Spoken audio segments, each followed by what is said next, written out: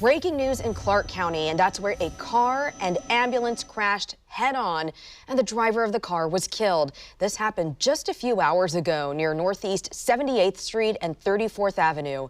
Fox 12's Sarah Hurwitz joins us live now from that scene. Sarah, what can you tell us?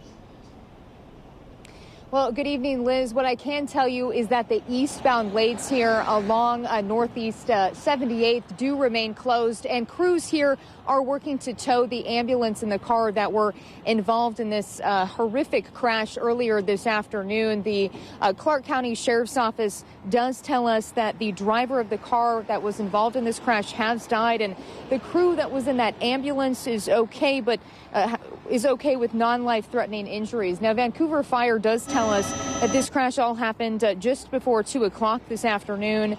Vancouver Fire says it was actually the AMR crew who called in that crash. It's unclear what directions both cars were traveling, but it says that the car hit the ambulance. Now, the Clark County Sheriff's Office says this was a head-on crash, and the fire department tells us that the male driver, who was the only person in that car, was pinned and had to be extricated from the car. The sheriff's office says he later died. The two crew members in that ambulance, like I said, had non-life-threatening injuries, and Vancouver Fire says they actually walked away from the scene. I did speak with one neighbor who lives not far from the scene. He says this road is unsafe.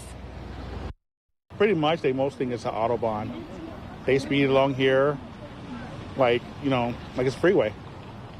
And Sheriff's Department don't come out enough to make sure that they're slowing down.